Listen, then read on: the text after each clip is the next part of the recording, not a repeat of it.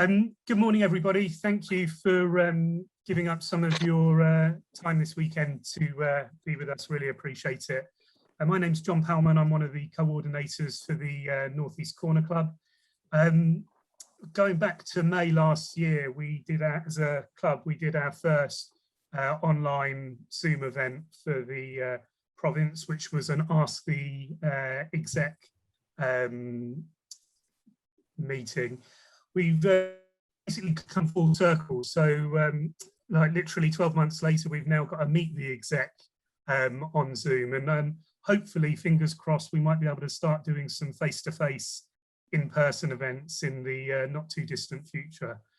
In terms of what the North East Corner Club is, so we're one of 40 clubs set up across the country for new Masons, specifically new Masons in the Province of Buckinghamshire. So basically we support new Masons both before they join, as they join, and once they've joined, and help them to do more, be more, and get more from their Freemasonry.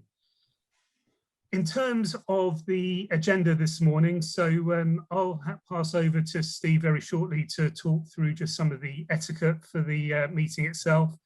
We will then go through and meet each of the individual provincial executive. For each of them, there'll be a blue bar that moves across at the bottom of the screen, which dictates to them how far into their 3 minutes they've got. We've got a lot of people to meet and a lot to get through this morning. After that, we'll do a question and answer session with the exec before we close the meeting at about 11:15. With that said, if anybody wants to stay on afterwards and have an informal kind of Q&A and conversation, that'd be absolutely great. And we've got a hard stop at about 11:45. So on that note, I'll stop talking. I'll pass over to Steve for a quick explanation of the etiquette, and then we'll jump into things. Good morning, everybody, and thanks for giving up a bit of your time on this lovely Saturday morning. But here we go. This is how this meeting is going to work and how you can engage with it. It's going to be recorded, but you will not be visible. What the recording will do is capture the slides and the face of the person talking. So you can leave your camera on. Can I ask you please use your real name? I had the longest one ever today, which was there he is, Nokia 3.1 Plus, but the number's pretty long. So if you can change that to any phones or whatever, so give us your name, then we know who's on board. Now, we'd like you to ask questions, but you're muted.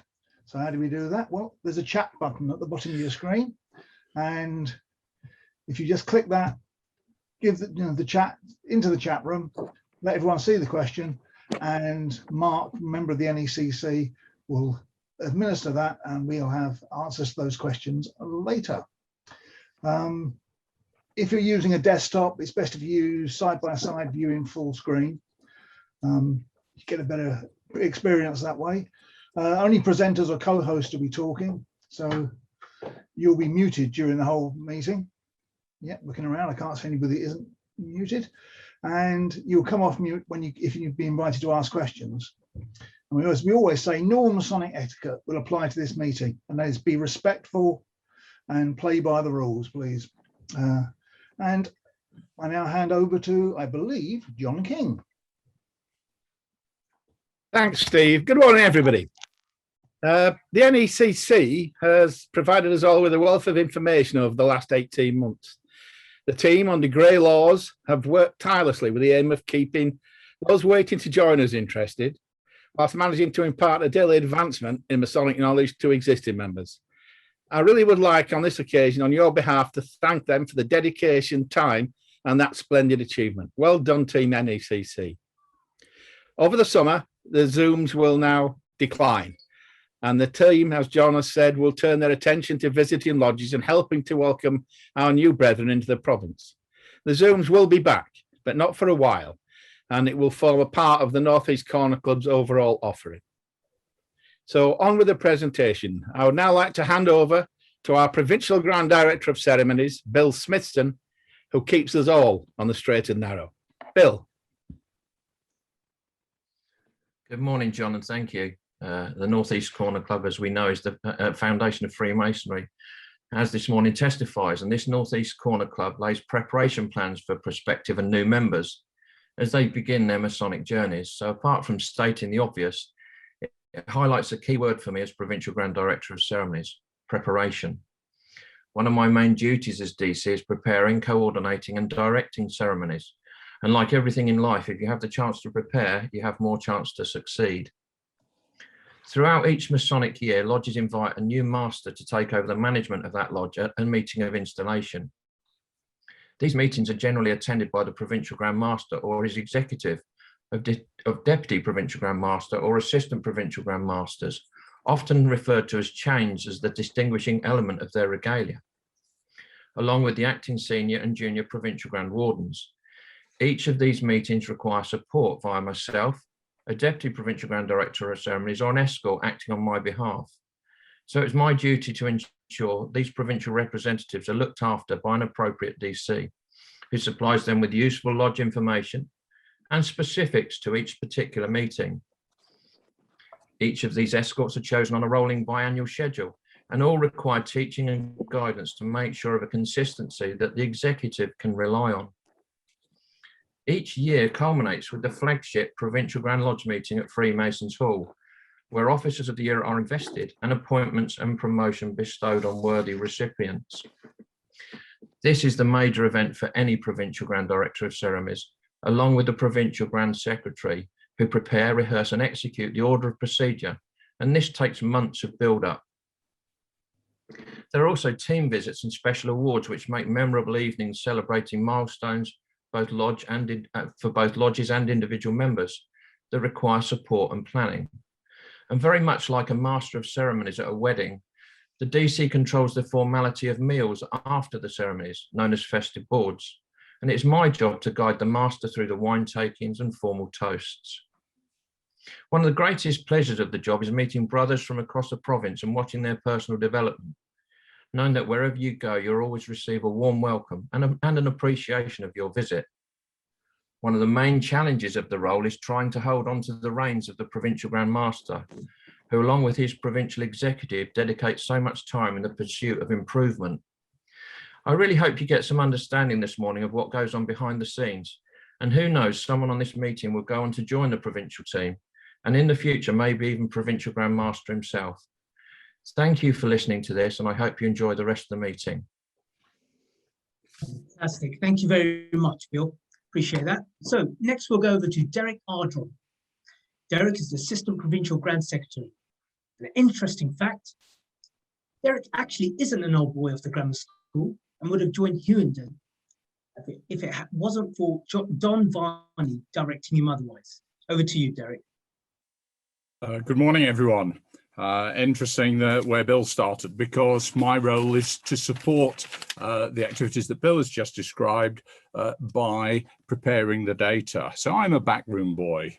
I administer the provincial visits to lodges, requires data preparation, prepare the schedule. We take bookings and we write formally to lodge secretaries saying who is coming. Fortunately, I don't do all that myself. I'm ably assisted by Worshipful Brother Damien Waite and Worshipful Brother Francis McCabe. My second duty is that of Dining Secretary for the Provincial Grand Lodge, which occurs, as Bill says, each October. My preparation starts in March, where I confirm the bookings to UGLE of the Grand Temple and all that's required there, the Connaught Rooms for dining, a sound engineer for the Grand Temple, music for the Connaught Rooms. I articulate requirements of a booking system, which we try to improve annually. From July onwards, I shall monitor the receipt of bookings, answer and resolve queries. And when it gets to October, hopefully we close the bookings at the end of September. And I then provide the data to Provincial Grand Secretary and Provincial Grand Director of Ceremonies of who is attending in the temple, that they can organise the processions, seating, etc. Meanwhile, I finalise bookings with the Connaught Room, do a table layout, relay the menu choices and dietary requirements, provide data to the printer for seating plan, i.e. an index, table flags and place cards. The pace increases from July to October, and by the time we get to the week before the meeting, both the Provincial Grand Secretary and I will be working full-time and a bit more. On the day of the Provincial Grand Lodge, I'll supervise the setting up of the connaught rooms, resolve issues as they arise, move diners to their seats so that we can eat on time. And the worst part of the day is that I must stay sober, as the connaught room bill will be presented, checked and agreed before leaving. My third area of responsibility is general data manipulation and system engineering, and provide distribution lists for e-shots and the Concord magazine, encourage use of SharePoint by everyone in the exec. I take on ad hoc data exercises as required and try to improve systems where possible. This just takes up as much time as I'm prepared to give to it. It's an interesting and challenging role, but as I say, very much in the background. That's brilliant. Thank you very much, Derrick. It's great. Why don't we go to John King? John is the Provincial Grand Mentor. And an interesting fact, John was asked to leave his A-level woodwork course because he couldn't make anything square or level. How times have changed. Over to you, John. Not really. I still can't make anything square or level. I've always considered Freemasonry to be a bit like a cryptic crossword. If you understand the rules and how to apply them, you can gain great satisfaction from completing the puzzle. Like a cryptic crossword, all the clues to understanding Freemasonry are in plain sight, but you sometimes need a guide to get you there. I see mentoring as that guide, a guide to the enjoyment and fulfillment of your journey in Freemasonry. I oversee and manage mentoring in the province, which means I set the direction and the strategy for helping members reach for the best in themselves. I do this by promoting a planned approach so that all new members receive the information, personal contact, and encouraging support they need.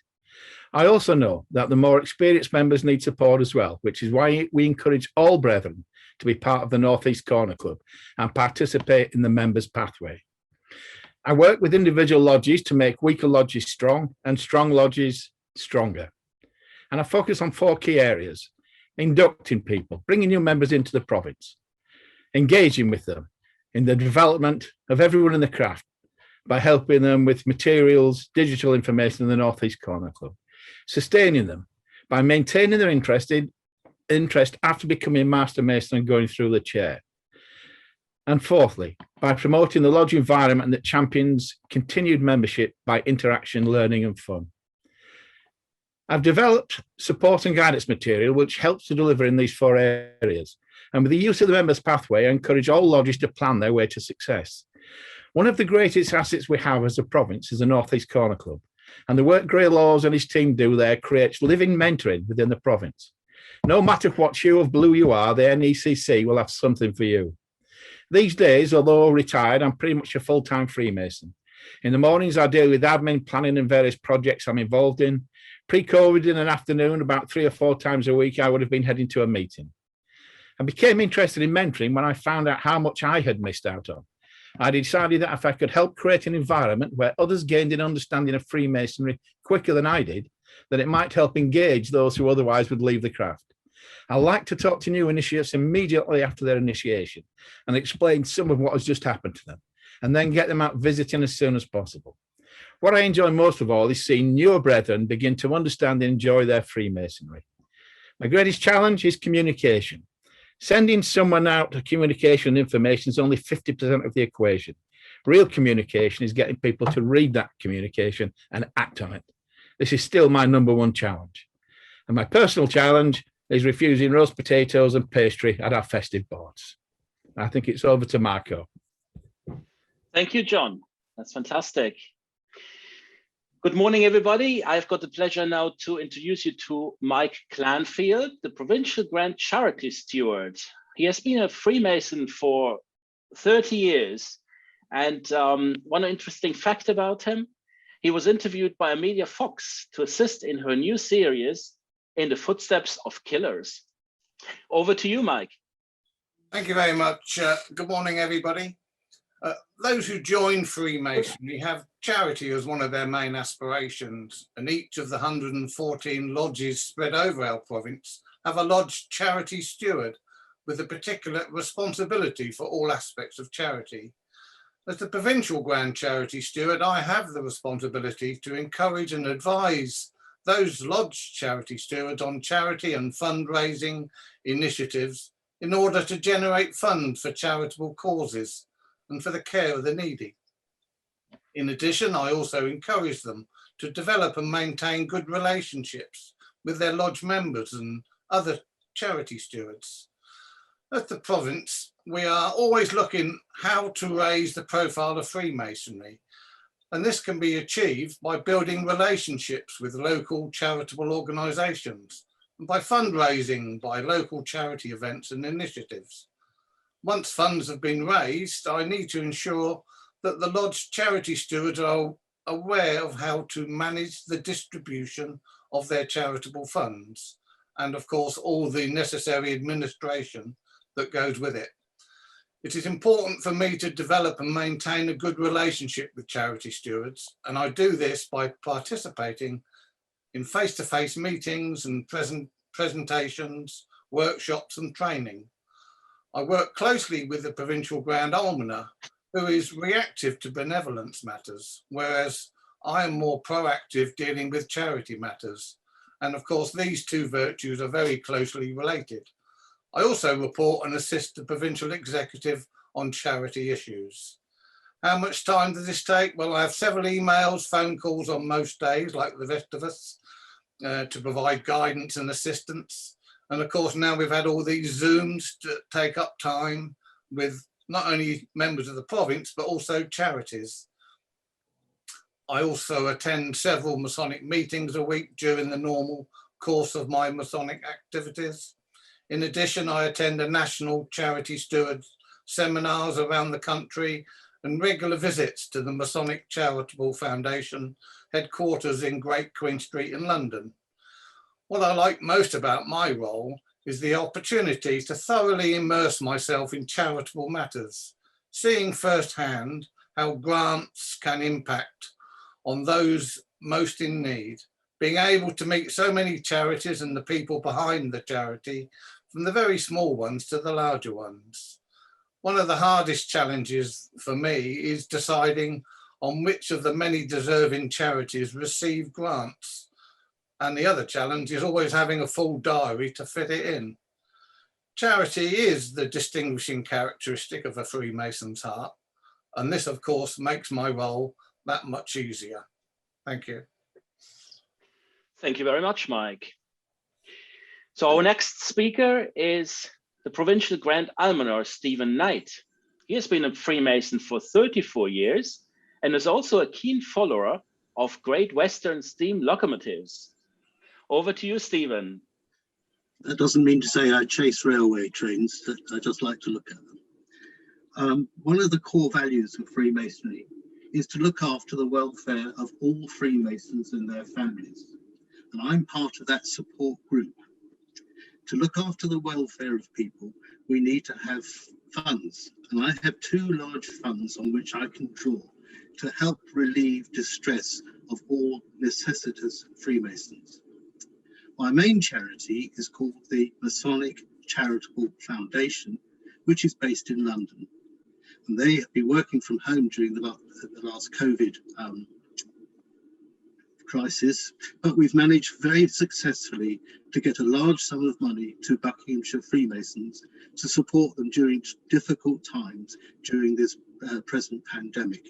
We pay a lot of money to widows who otherwise would go without, and to brethren who've lost their jobs and have fallen on hard times. My second large fund is our local fund, which is called the Buckinghamshire Masonic Benevolent Fund, BMBF. Now, this fund is entirely for Buckinghamshire Freemasons. You have to be a Freemason and you have to be in Buckinghamshire. I have sole control over that, although I am held in check by the chairman of the Board of Trustees, Hugh Smith, who is very, very supportive, and I can't thank him enough. Oh, During this crisis, we set up a special COVID fund and we gave away £20,000 to Buckinghamshire Freemasons who were impacted by COVID. We also give other funds for mobility scooters, for stair lifts and other mobility aids to make sure that our brethren have a good, easy life. We also support people to try and get them to lodge, so that if they have a wife who needs to have care during lodge times, we will supply nursing care for that. We also now have to look after the emotional side of a Mason's progress. This is called pastoral care. At the moment, we haven't really been able to do very much of this because there hasn't been any lodge meetings, so we've not been able to meet younger brethren and find out how they are faring emotionally with the demands of Masonry. I hope that as soon as we can get out of this wretched lockdown, which I hope will be next week or so, that we will be able to set up a whole series of Zoom calls with almoners so that we can help people get through the emotional challenges, not only for themselves, but for their wives and children. As you know, mental health is a big problem, and sometimes the earliest sign of somebody getting into trouble is from not attending lodge. So one of the things we were doing is to monitor absenteeism. Thank you, Stephen.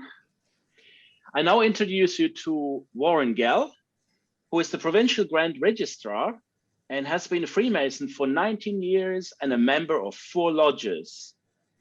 Over to you, Warren. Thank you, Marco. Good morning, everyone.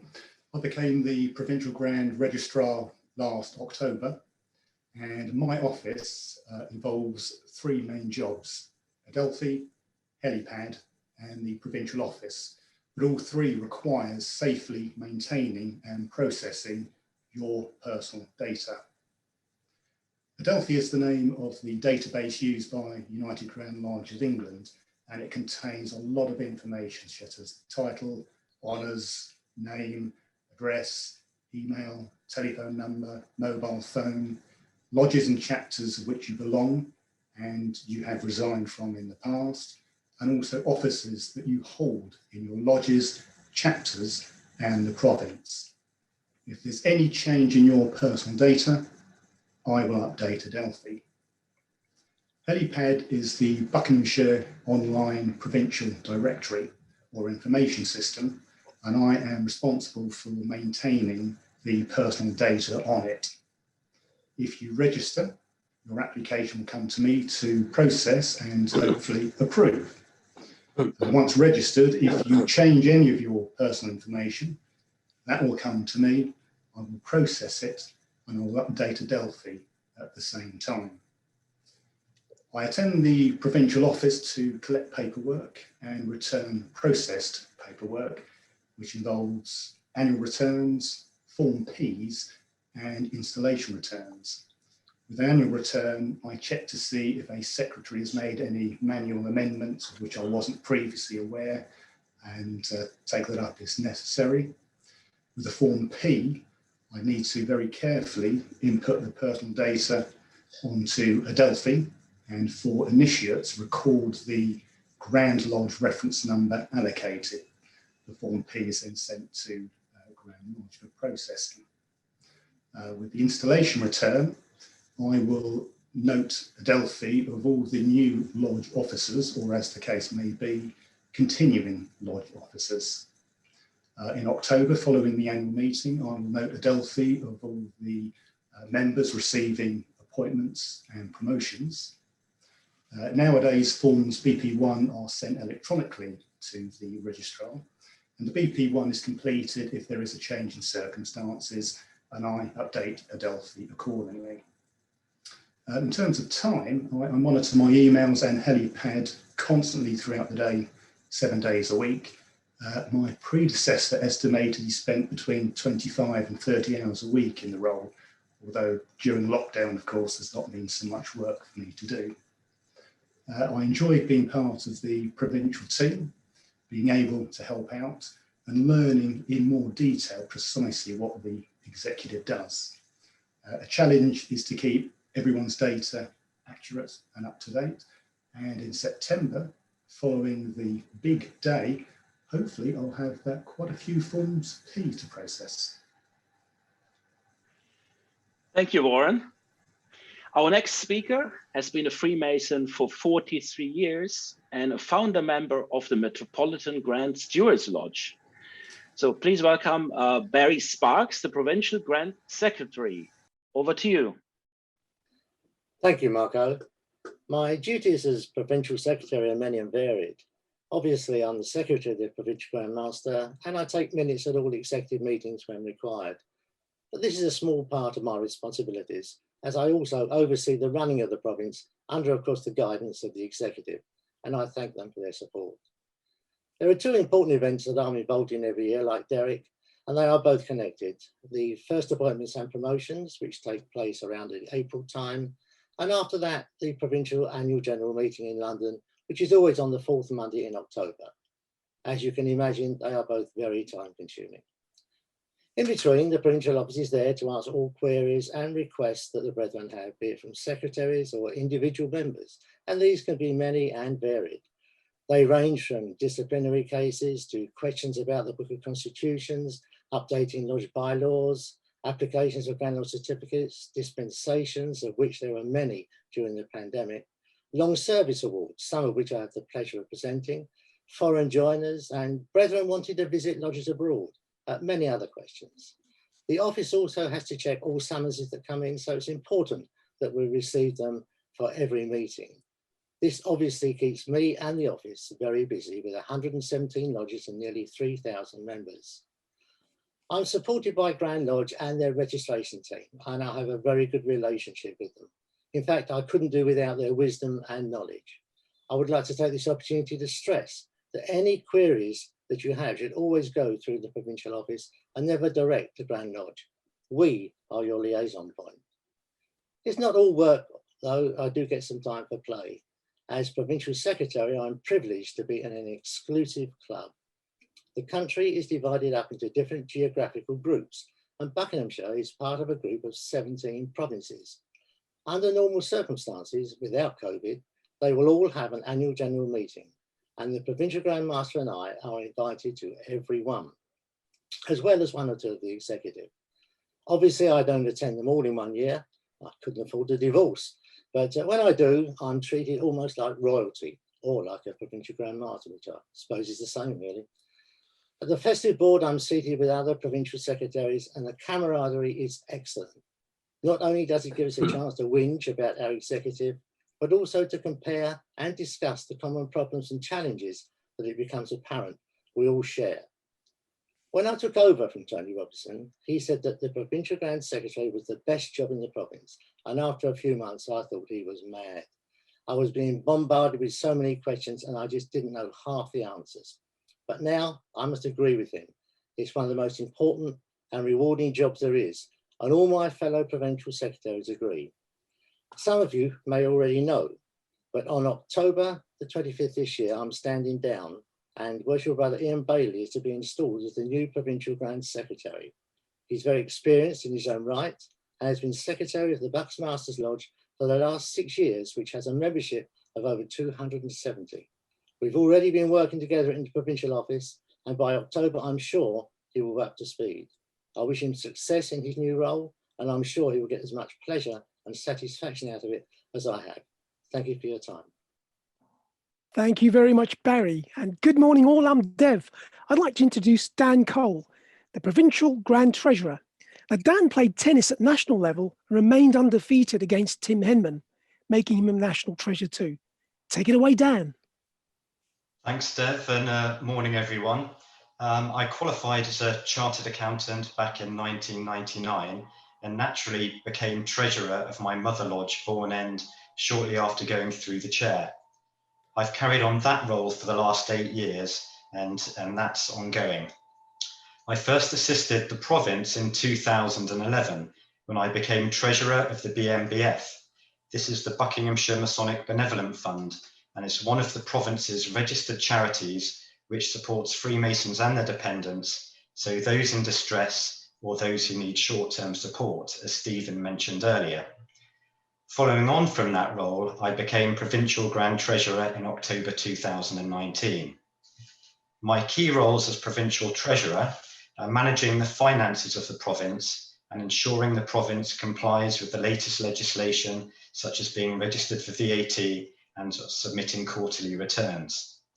Most importantly, the role involves raising the provincial dues, what we all know more commonly as sales invoices, to the 117 lodges in the province, whilst monitoring credit control. The role also involves day-to-day bookkeeping, banking, gift aid claim preparation, supplier payment runs for events like the provincial AGM, and of course, general running expenses. Quarterly management accounts and reports need to be prepared for the Executive Committee meetings, as well as the province's year-end accounts. Recently, I was tasked with assisting in independent examinations for a lodge which needed assistance, but ultimately my role is being accountable to the exec for all financial matters. What I enjoy the most about the role is the flexibility I've been given to streamline the processes and controls, which in turn have assisted with my weekly time commitment. I like the fact the role is behind the scenes, but it can involve daily input and communications with other team members at different times of the year. The greatest challenges of the role, as with any accountancy job, was the onboarding of the role and learning the role. So ensuring the systems and controls are in place so that everything runs smoothly. And thankfully, I would like to say most of that has now been achieved. Thank you.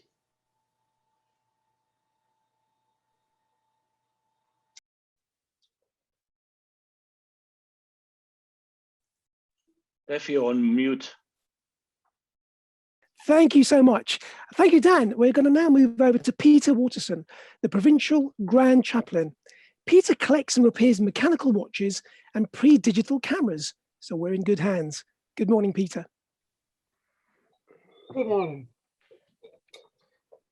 Well, the Provincial Chaplain is in some respects similar to the Chaplain of the private or ordinary lodge, in so much as the devotional aspects of our meetings are led by him. However, there are certainly more complex duties required of the chaplain by the province. The most important, complex, and probably nerve-wracking is the consecration or making of a new lodge. I've had the great privilege of taking part in 3 of these, for the motorcycle lodge, the classic car lodge, and the nomadic lodge. It's not only heavy on ritual side, but the chaplain is required to deliver an oration, which is to be relevant and interesting, not too long and not in any way frivolous. A bit like a sermon, but not quite so theological. The chaplain is also required to be part of the provincial team on official visits to make various special events within individual lodges. For example, banner and Bible dedications, or to help celebrate a significant anniversary in the history of the lodge. On a more personal level, the chaplain is sometimes requested to give pastoral care and support to individuals, not always members, sometimes their families. I'm also occasionally asked to be by the family of a deceased brother to conduct the funeral service, either in a church or a crematorium. I have actually been asked to do, and I've done quite a number of baptisms for lodge members, children and grandchildren. For me, it's a fantastic office to hold, being the opportunity, giving me the opportunity to visit lodges throughout the province of Buckinghamshire and beyond, meeting new friends and helping brethren who may be experiencing problems in any aspect of their spiritual life, especially relating to religious criticism. The fortunate thing is that not very much of this occurs in these days as it did in the past. Also in this area, I've helped to build bridges between of understanding between lodges and churches within the provinces where problems have occurred. Often the greatest challenge for the chaplain is actually writing the orations. Sometimes it's quite difficult to secure sufficient accurate information to fit the needs, to make it interesting enough not for the brethren to be induced into sleep. The other great challenge is prejudice born out of ignorance and the willingness of some to believe conspiracy theories and the prejudicial portrayals in mainstream TV programs. It's a wonderful job and I love it. And thank you for all the support that I get throughout the province. Thank you so much, Peter. And now over to Tony Robinson, Assistant Provincial Grand Master. Now, Tony is real-life testimony to the fact that age is just a number. He started indoor climbing at 68 years young. Of course, he doesn't look a day over 50. So let's find out just how does he do it. Over to you, Tony. Well, thank you, Derrick. Thank you very much indeed, and welcome all. Well, you've heard the nickname this morning, the Chains, a term of endearment. They've selected a picture of me on the screen. We get our nickname from the fact that a chain is part of our regalia. I am an Assistant Provincial Grand Master. There are 3 of us in the executive, and we all have a remit to cover different areas of the province. And it's an overseeing arching view. One of the areas that I have is what we call Freemasonry in the community. It's how we get out into the public to make sure they can see what we do well and to see our good deeds. In the time of COVID, that has been shared by everybody on the executive, and people have been out delivering food to the needy, pamper packs to the carers, face masks, face shields, tablet PCs to hospitals and to schools, to name but a few. I'm sure you've all managed to keep up with this when you've been looking at our social media, our website, and in the local press. However, I also work with someone called Lou Amy, and we deliver up to 4,000 small teddy bears to children in the children's wards. Another part of my remit is looking at the Masonic centres.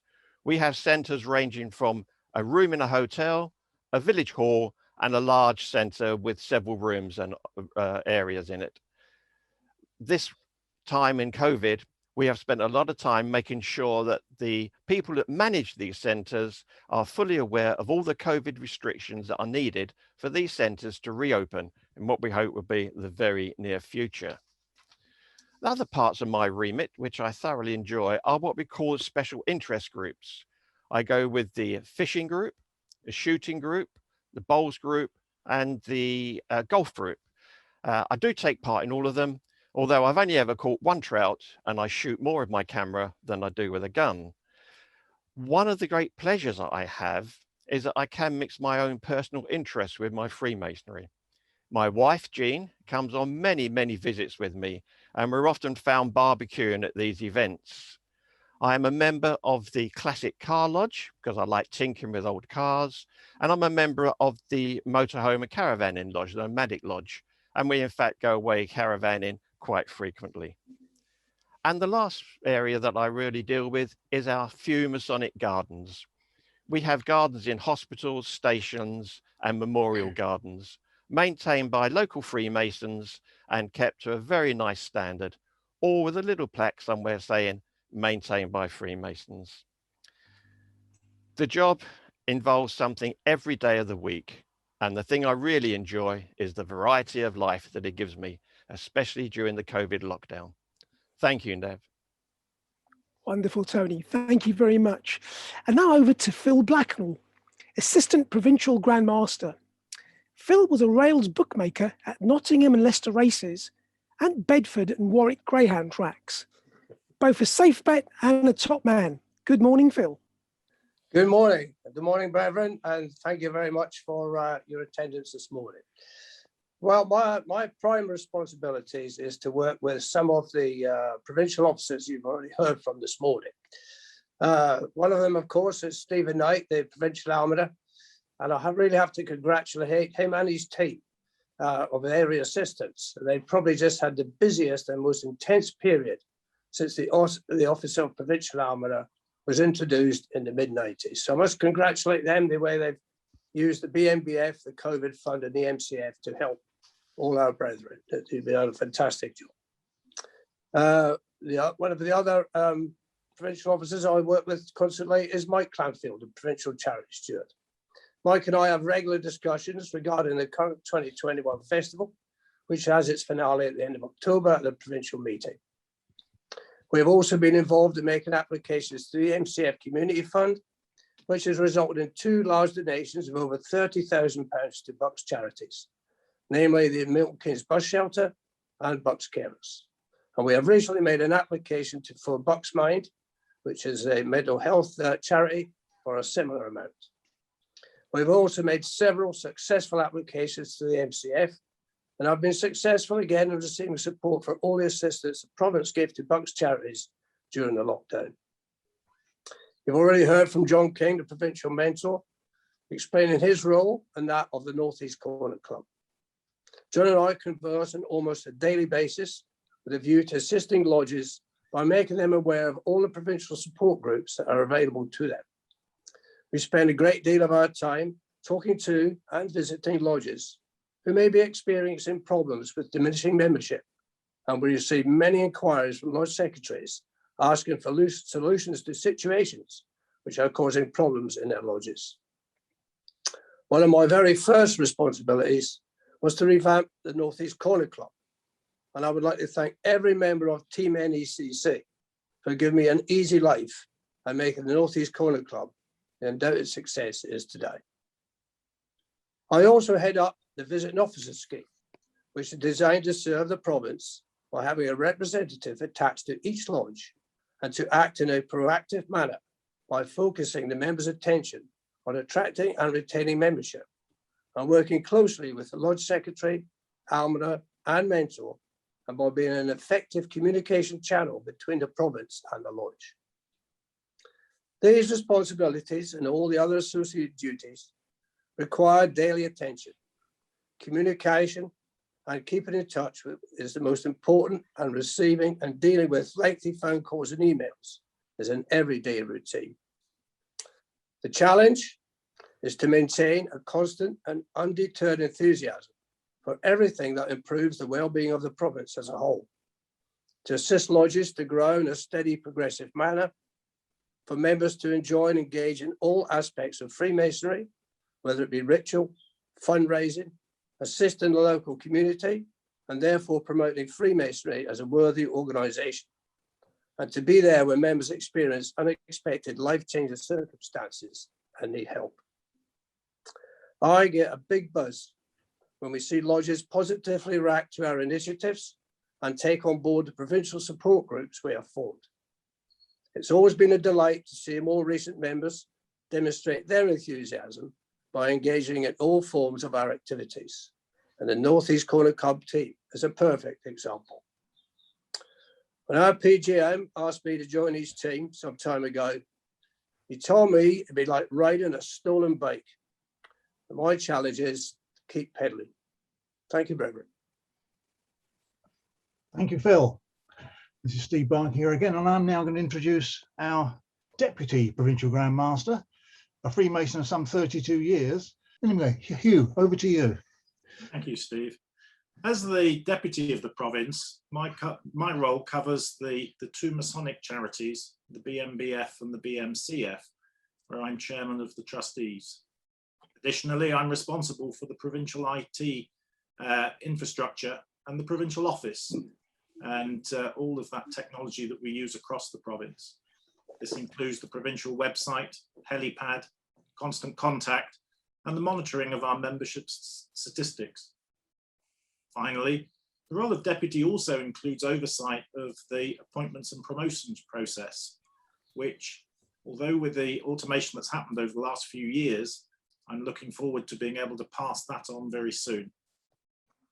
From joining Freemasonry some 32 years ago, the most enjoyable part for me is being able to meet so many different people as deputy, I get even more opportunity to do this when the world's in a bit of a more stable state through the many lodge visits that I'm able to carry out. What I find most inspiring is the way that we can meet so many new people at lodge meetings, chat to them and become friends without being prejudiced by their background, status or faith. We all join as equals, and Freemasonry continues to teach and promote that throughout our Masonic journey. In terms of challenging, time is clearly a very big one. I'm invited to many different meetings and in an ideal world would love to accept and visit them all. One of the biggest challenges is ensuring I don't miss that opportunity to meet new people that I haven't seen before. One of the things I think is really a strong point of the executive that we have today is that we each make ourselves available, and I hope we are all very approachable. 32 years ago, when I first joined Masonry, Grand Officers seemed a million miles away, and in some instances were not particularly approachable. I hope this has changed because I recognize that as the world changes, we need to learn and adapt if we are to continue to thrive. And to do that, we need to listen to you, our newest recruits, understand what's important for you and why you've joined and what makes this whole community special. So please, if we meet face to face, say hello and introduce yourself. Then, because my other real challenge is remembering names and being able to put faces to them, register on Helipad and add your photo so that next time I'm able to visit your lodge, I'll be able to recognize you. Thank you. Thank you, Hugh. And I now introduce John Clark, our Provincial Grand Master, who restores old cars, and so much so that he actually founded the Classic Car Lodge within Buckinghamshire. Over to you, John. Good afternoon, everybody. Thank you very much for attending today. What a huge number of people to see on a Saturday morning when the sun's out. It seemed a little bit crazy, but it's so nice to see you all here today. And so, I actually wasn't privy to the items that preceded me, and many things I might have told you this morning have all been said before. My job in Buckinghamshire is Provincial Grand Master. I was appointed in 2017 by His Royal Highness the Duke of Kent, and I'm one of 47 district or provincial Grand Masters of United Grand Lodge of England. United Grand Lodge of England was founded 303 years ago. In 2017, we celebrated our tercentenary with a fantastic event at Grand Lodge. My responsibilities are to manage, if you see it as a company, effectively like a managing director of a business. And as you can see from the presentations that have preceded me today, I think I've been very successful in creating a very, very proactive and exciting team. The great thing about that is for the first year or so, I shaped and wanted things all the time and pushed people along. And I'm pretty redundant now because these guys work very, very hard and do it all on their own. I would say to you that at the executive, if anybody has aspiration to become a member of the executive and wear a chain in the future, it's a full-time job. There's no question about it. To make it successful as these guys are, it needs to be in the front of your mind 85% of your time.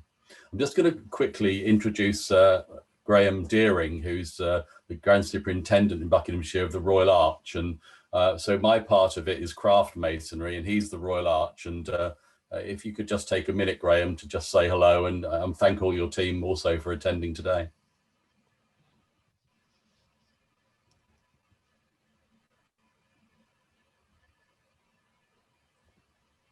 Oh, we can't unmute. Okay. Dev, is it possible to unmute Graham? Hey, just yeah, I'm doing it now. Thank you, Provincial Grand Master.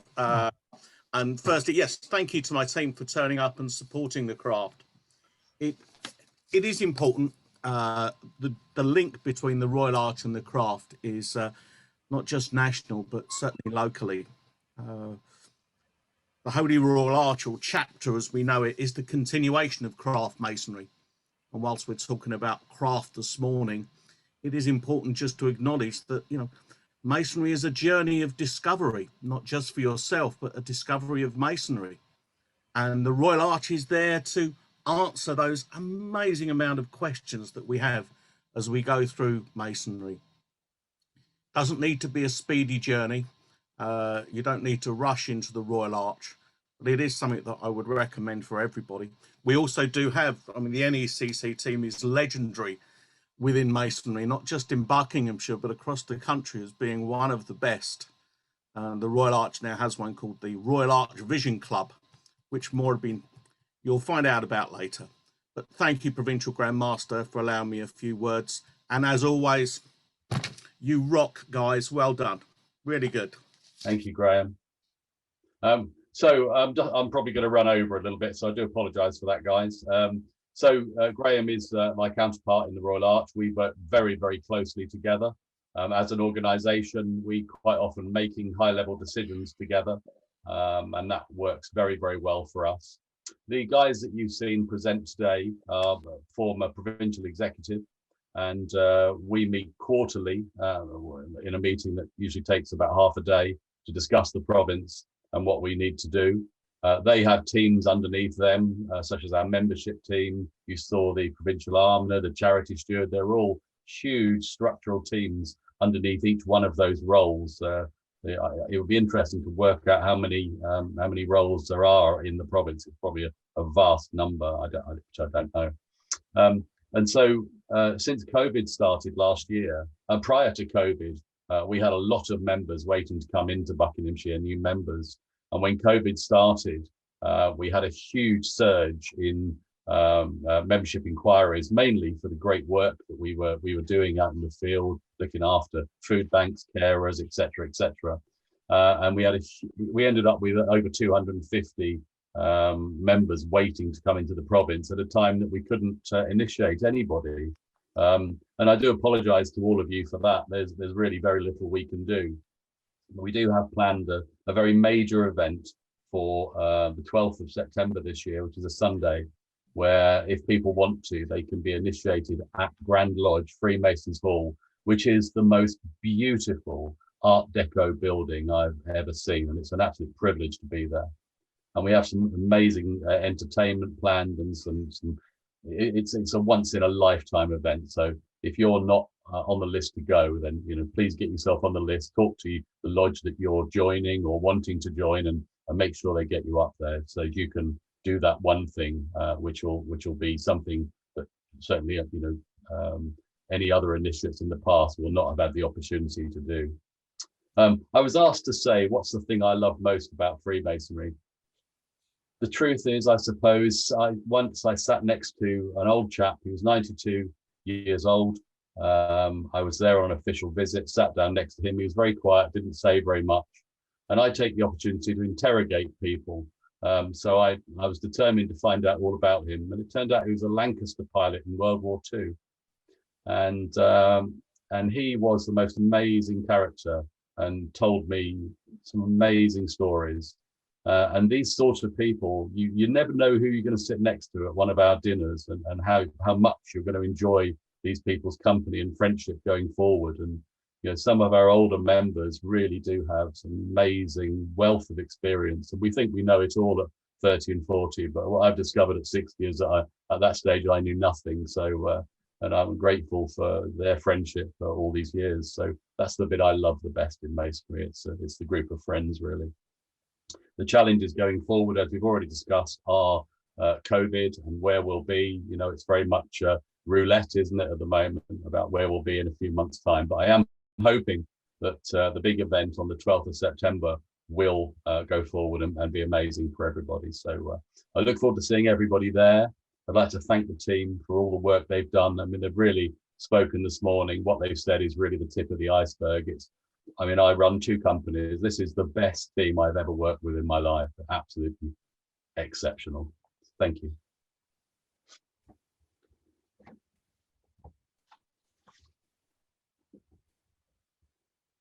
That's brilliant. Thank you, John, and thank you, Graham, and thank you to all of the provincial executive for giving your time up this morning and giving us a fascinating insight into a lot of the hard work that goes on quite often behind the scenes. So no, it's been a good education for myself, and I'm sure everybody else on the Zoom this morning.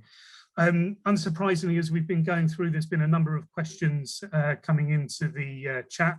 So on that note, I'm going to pass across to one of my fellow coordinators in the NECC, Mark Lucas, who will go through some of the questions. And also, if anyone's got any additional questions at this point, feel free to add them into the chat as well. Mark, over to you. Thank you very much, John. Yes, some questions did come through as we went through all the presentations. And I'd like to ask the first one, please, to Graham Deering, just to give him a heads up. He's already answered a little bit on this, but we had a question from Preston Brooker. And his question really is, what is a chapter or mark lodge? And actually, if you can just give us a little heads up on what is Rosecraft as well, that would be really good. I think this is for people who really are not really that informed of what all these different lodges are. So if Graham's still online and can answer that, that would be fantastic, please. Gosh, that's a long question. Just briefly. Let me try and do that some justice. Thank you. The Royal Arch is twinned with the craft. It is inextricably linked. The Book of Constitutions will say that Masonry consists of 3 degrees, entered apprentice and fellow craft and master mason, which includes the Royal Arch.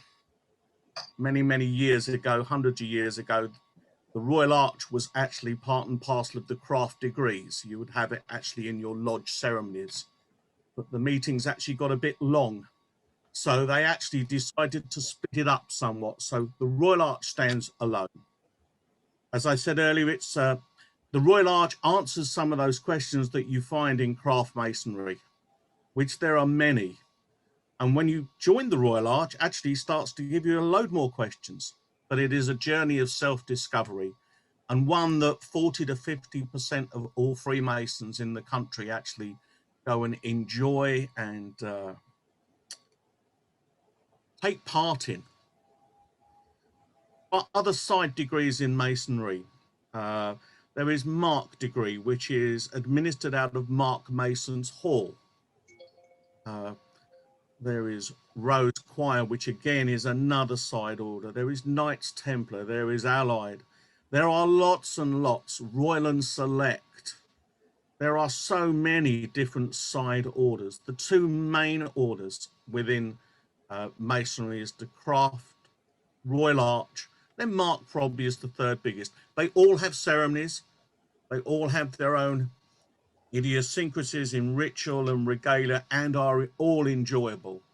But my advice to any Mason starting out, focus on craft, that's where it is. And when you want to develop further, then it's the Royal Arch. I hope that's some answer. You could spend days on that question, I'm afraid. Thank you very much, Graham. I agree, you probably could. I will ask the next question to John King because it came up in his presentation. So I think that's the logical way to go. Someone called Steve Barker actually asked, are you expected to join more than one lodge?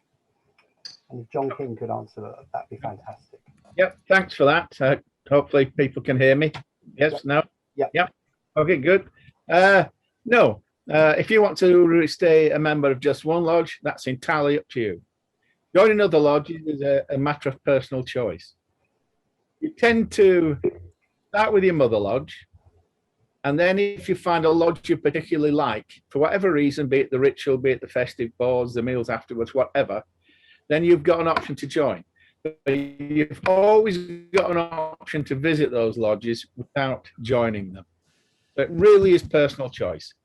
There are certain lodges I joined, such as when I became a secretary of a lodge, I joined the Secretary's Lodge, which is a specialist lodge, and there you tend to get the latest information of what is happening.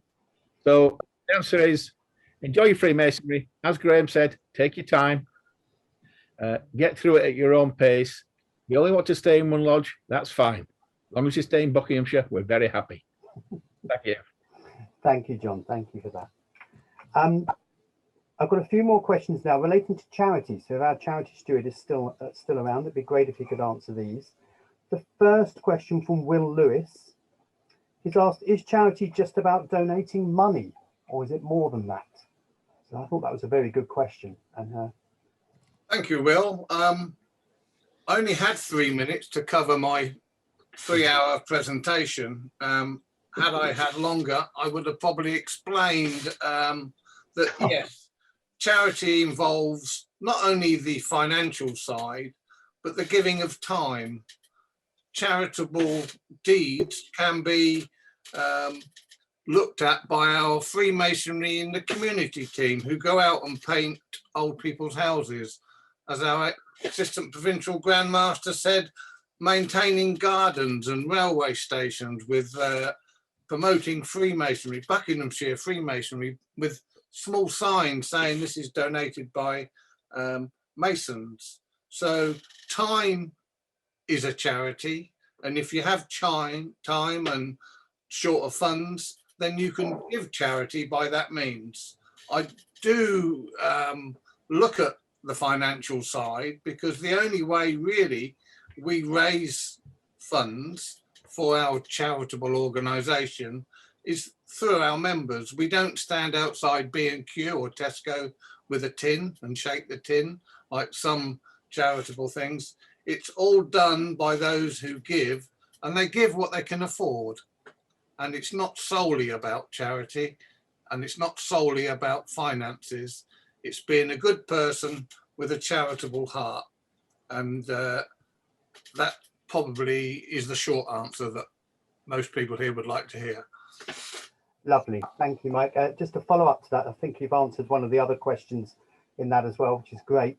But I was asked already, just how much, just if there's a ballpark figure, would Buckinghamshire raise or donate in a typical year? I understand the last year's probably been a bit exceptional, but in a normal year, what sort of... Okay, looking at? Once every 6 years, we do a fundraising known as a festival, and that lasts for 5 years. We've been doing it for 4 years, and our members have raised a fantastic amount. At the moment, around 1.6 million. And that's with 1.5 years with COVID. So fundraising has been restricted due to the lockdown. This is specific to the festival, Masonic Charitable Foundation Festival. In addition to that, lodges are donating probably £20,000–30,000 a year to local charities of their choice. So in a typical year, if you divided the 100 lodges into the 1.6 million plus their 20,000, fortunately we've got our provincial treasurer. He'd be able to work that out very quickly, but I can tell you it's a lot of money. And once the festival is finished, that money that they have been giving to the festival will go towards the local causes and saving up for the next festival in 2027. So time is flying by. So that's what we give, a fantastic amount. And in terms of national charities, we're up with the top ones. So it's a real credit, and Buckinghamshire do very, very well per capita. Super. Thank you very much, Mike. Thank you. And I think with all the conversations we've had and presentations, we've covered all the other questions that I had given to me as well. So yeah, I'd like to thank everyone very much for asking questions and for the answers given by Exec as well. Thank you very much. Back to you. Thanks again to all our speakers and all of our people who have participated, and also you, the audience, folks. Thank you very much. This is our last NECC Zoom meeting before summer officially kicks in, but we're already planning for the next face-to-face meeting, and it's all underway right now. There's a spectacular event which members have already mentioned on the 12th of September called the Big Meeting. So please contact your mentors, your colleagues already in Freemasons to get the information. Actually, here it is as I speak. It's come up onto the screen. we've come to the end of our presentation. So if we're going to have a few minutes more for any other chit chat, if anybody's interested. Otherwise, I'd like to take this opportunity to thank you all once more again and wish you a wonderful weekend. Stay safe, stay well, brethren.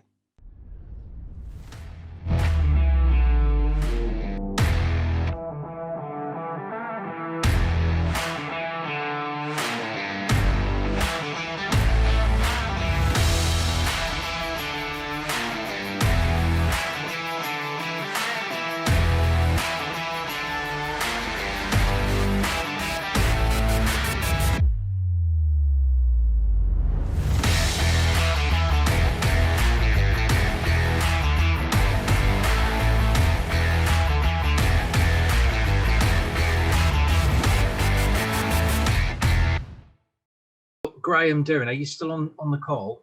Yes. I bet you really enjoyed that curveball with, can you tell us all about every other side degree as well as...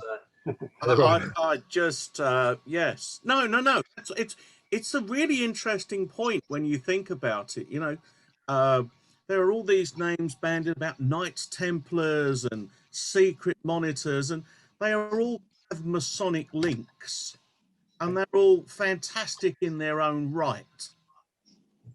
They are very, very confusing to most people. Very, very confusing. And craft. It's all about craft, Royal Arch. That's where it all is. Yeah, 100%. So, gang, let's have a general conversation. We've got some new brethren, or soon-to-be brethren, on the call. Charles, how are you doing, Hello. Charles? I'm doing very well, thank you. Good to see you back. Sorry, I'm a bit late. Oh, that's all right. The good news is we've recorded it, so you can catch up the beginning bit on YouTube once I've published the recording. Yeah. So, Charles, I'll do so. Have you got the date for when you're going to be initiated? That's 12, wasn't it? Brilliant. So you're going to be at Great Queen Street? Yes, I will be. Awesome. Fantastic. You know what? It's going to blow your mind. It's such a tremendous building, as our provincial Grandmaster John said earlier. It is the best example of Art Deco that exists in the whole of Europe. It's the only building that's from the Art Deco period that is still used for the intention of when it was originally built. Every other Art Deco building's been converted into something else. So it's really impressive. And Charles, I think you're going to really enjoy your initiation. Yes, I have been. I've been on YouTube to see the videos and things like that. All that. It's really, really impressive. Yeah, you're absolutely gonna love it. So, Charles, which lodge are you joining? The Aylesbury one. Oh, brilliant. Well, we'll look forward to coming to visit you in Aylesbury as well, because that's a beautiful lodge as well, a beautiful temple. There's a really lovely piece of stained glass on the far end of the temple that you'll see on occasions when the curtains are open. I think I spent probably 2 or 3 years visiting Aylesbury, never even knew it was there. And then one day we went to a Northeast Corner Club Saturday morning session, and they had the curtains open, and I was absolutely staggered that it was there. So yeah, you're gonna love it when you get to start going to meetings in Aylesbury. So I'm looking forward to it. Oh, great stuff. So who else have we got on the call that hasn't been initiated yet but is planning to? Have we got anybody else? I can't see everybody on the screen at the same time.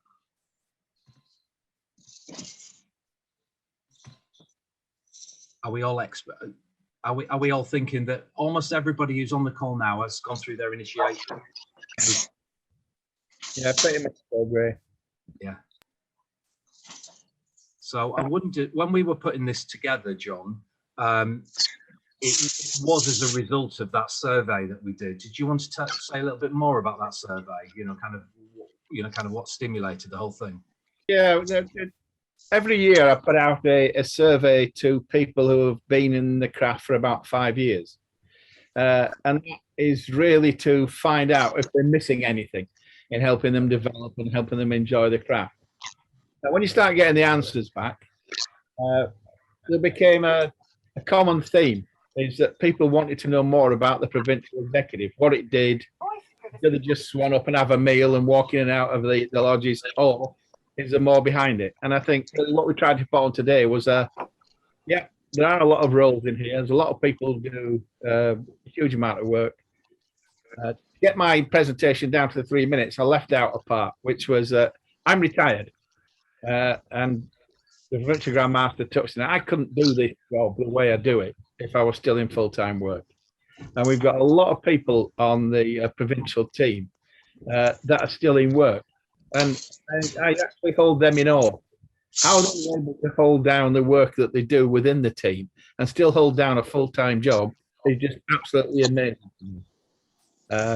Because doing what you have to do, and what, let me turn that out.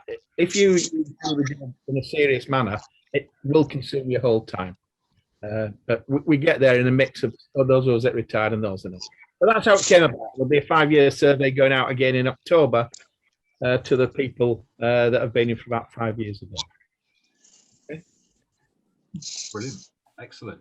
Will Lewis, I can see you on the call. How are you doing, Will? Very good, thank you, Greg. Good. Just for the benefit of those on the call and those who'll be watching on catch up on YouTube, what's your Mother Lodge? Tell us a little bit about your introduction to Freemasonry. Yeah, so St. Peter and St. Paul's Lodge in Newport Pagnell. I joined as a Lewis, so my surname is Lewis, but I'm also a Lewis, which is a son of a Freemason. I didn't really know too much when I was initiated, but my father wanted to keep it as much a surprise, and even afterwards people were saying to me, do you not know anything? And I said, absolutely nothing. So yeah, and I'm currently in the chair. I'm actually in the 3rd year, which is an exception because we couldn't do anything through lockdown to put a new master in. So I'm looking forward to moving to the next challenge later this year. And we've been supported through many changes over the last 7 years by the provincial exec and Mr. Blacklaw, who's been our visiting officer for many of those years. We moved the lodge recently and we've started to, I think, transform and get a lot more sort of younger brethren involved. We moved the lodge in location, so we're actually meeting in a hotel. I think we said that there was various different centres around, so we've moved back to Newport Pagnell, which is our home where we were founded. And I think, my journey in Freemasonry is still in that sort of young phase. I've got a full-time job and I'm looking forward to, doing more and getting more involved in more of the charity side and probably some of the side orders as I move forward.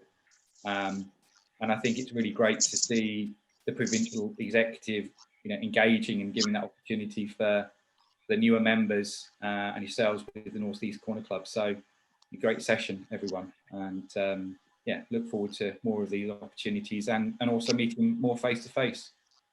Absolutely brilliant, Will. Yeah, spot on. And Newport Pagnell, great place to go to a Freemasons meeting. We should all pile in. Maybe we should make it a North East Corner Club Lodge of the Month sometime when we can get that going again. The beer there is exceptional. The food is great. And when we visited in the past, we've always received a really warm welcome. So thanks for that, Will. Okay, a little bit tight in the changing room, I think. Right. Great. Hi guys, just for you, those of you who don't know me, I'm the Provincial Membership Officer, and I just wanted to say a quick thank you to all you guys on the NECC and the hard work you've done, because it's great to see so many new faces, the guys that are looking to join on here. We do appreciate that you have been waiting quite some time, and we're putting plans in place, as you heard, to try and sort of get that and speed that process up. But you guys on the NECC have done some fantastic meetings, which I hope has given all these new guys lots of information. And I think we've got guys that are now going to be joining that are more informed than we've ever had before. And I just wanted to say thank you for all your hard work. That is awesome, Simon. Thank you, John. Thank you, Simon. Really, really appreciate that. That's very kind of you to say that. Hey, we are a team. There are 8 of us. We are actively recruiting to increase the core North East Corner Club team. So there's our first official call to action. If any of you on this call or watching on catch up on YouTube feel that you have something to offer our North East Corner Club team, we will be delighted to come and visit your lodge, share some beer and a festive book, and talk about the joy and benefit of being part of the NECC team. Okay, gang, it's 11:17, and I did promise my wife that we would go shopping at 12. So with that in mind, as we say, it was a hard stop at 11:15 and we've overrun by 2 minutes. All that remains is to thank all of our wonderful speakers today. You're legends. I've learned more this morning about all of your roles than I think I have in all the preceding years of being a Freemason. Appreciate the time that you've given to us. Core NECC team, thank you very much for all the hard work you put in leading up to this, today's event, and also the post meeting that we'll do afterwards. So on behalf of the team, NECC, I wish you all on this call and watching on a wonderful day, and we all look forward to seeing you soon in a meeting. Just a quick point from John there. Great. Yeah, could I just jump in? I just wanted to say to you guys, well, I talked earlier on about teams and what great teams we've got in the province, and I would like to take some credit for sort of putting the first one together in the executive and getting that really right. But we have got some amazing teams, and me, when something works really well, they don't hear from me. If I'm ringing you all the time, I'm concerned.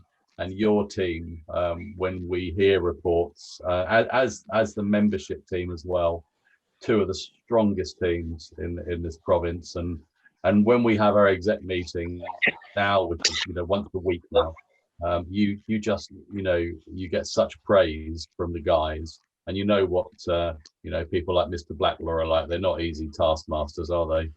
So and for them to be coming and singing your praises at those meetings is very good, and a credit to you all. So well done. That's wonderful. Thank you very much, John. That's very much appreciated. Okay, gang, let's all split. Let's go and do things. Let's walk the dogs. Let's do the shopping. Let's drink some beer. Let's enjoy the sun. And we'll see you in a meeting very soon, probably September at Grand Lodge. All right, everybody. Bye, guys. Bye, guys. Bye.